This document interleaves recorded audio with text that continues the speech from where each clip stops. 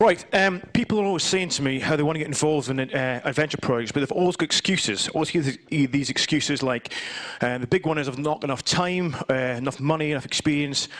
What I want to show you today is that there's plenty of potential for exploration right here in the UK. It requires absolutely no skill at all, as I'm proof of, and it's all here in your doorstep if you won't get wet. I'll start with a few extreme examples I've done this year.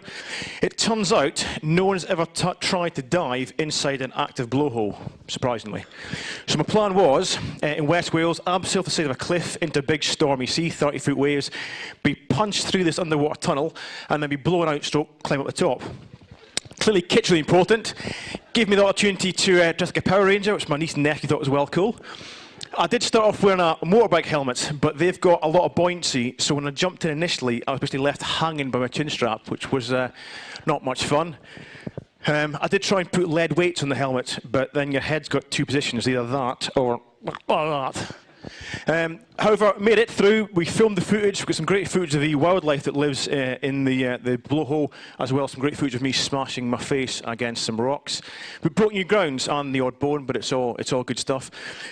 Another kind of extreme example from this year is cave diving. There's masses of underwater caves still in the UK still to be explored. This is the Cave of Skulls up in Scotland. The real name is generally called the Cave of Skulls, not my name for it, which involves sort of hundreds of metres of serpentine crawls. Obviously, I was dragging on my own dive kit because it was a solo project through these little passageways.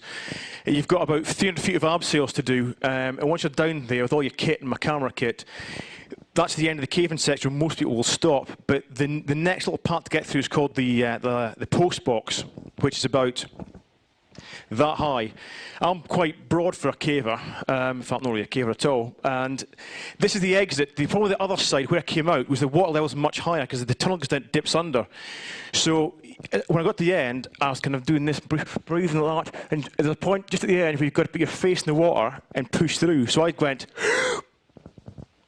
and got stuck, and pushed again, it was still stuck, and then I realised what I needed to do to get through was go and breathe out, and then just squeeze through and no more. But I got to the first sump, the first diving part, which was dived in 1976 and has never been dived since. Dived that, made it through there to the second sump, and that had never been dived. So again, breaking new grounds. There is lots of areas like this sort of stuff around the UK. Again, wrecks, massive potential in the UK. We've got tens of thousands of wrecks in the UK. Most have never been discovered, some have been discovered but haven't been identified, a lot have never been dived before. Obviously, a lot of ones that haven't been dived are the deep wrecks. That's trimix stuff, that's using helium as a gas to breathe down like 100, 120 metres. But there are wrecks, you know, at much shallower depths. One of the big appeals in the UK sort of diving scene is the wildlife. The cold waters we have in the UK, although the vis isn't quite as good, but it's got much more nutrients than the stuff abroad, so you get much more wildlife. And the good thing about marine or water wildlife compared to land wildlife is because you're in the environment, you get much closer encounters, like big animals like seals and sharks coming right up to you that you wouldn't get from, say, badgers or foxes or otters or deer, like on land. You can get much, much closer. But, and here's the key, you can do all this stuff, you can see all this sort of stuff with the skills and experience you have right now and the simplest piece of kit. All you need is a snorkel. This summer, I've been snorkeling from Cape Wrath to Cornwall and all the places in between, doing rivers and lakes and waterfalls and aqueducts and, you know, flooded mines and beaches and piers, all these sort of things, just with a snorkel to show people that actually you can get out there and explore new grounds without any skill, with minimum effort and on your doorstep.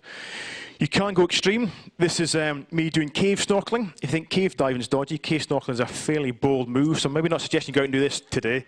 But it can be done. It can be done. There is certain limitations and sort of safety things you've got to consider. As well as that, you know, you can go and do. There are also small caves, like sea caves are really good. Sea caves are usually quite short. There are little tunnels that go through. Like here, this is one just off Torbet beach. Really shallow, a few metres deep, only a few metres long, so anyone here could just swim straight through it.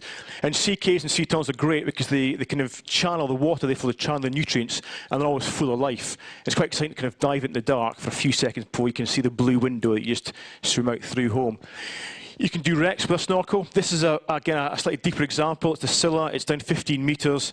And obviously penetrating into a wreck with a snorkel is, again, quite an advanced thing.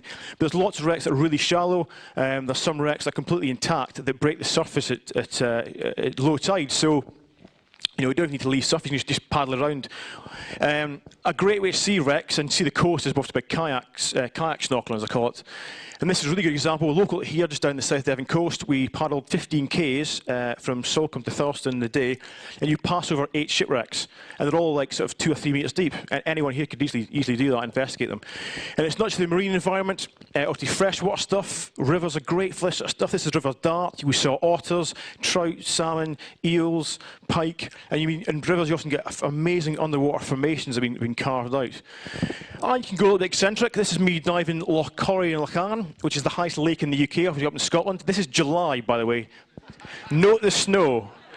This is an emotional day for me, and it requires sort of a 12-kilometre mountain bike and sort of another 4K sort of straight up in the howling weather. But the big thing was where snorkeling actually beats all this technical Gucci scuba diving, rebreather diving, all that sort of technical stuff, is the animal encounters, the big animals, the seals and the sharks. It's a blue shark. We get lots of blue sharks, amazing things off the UK on the west coast every summer.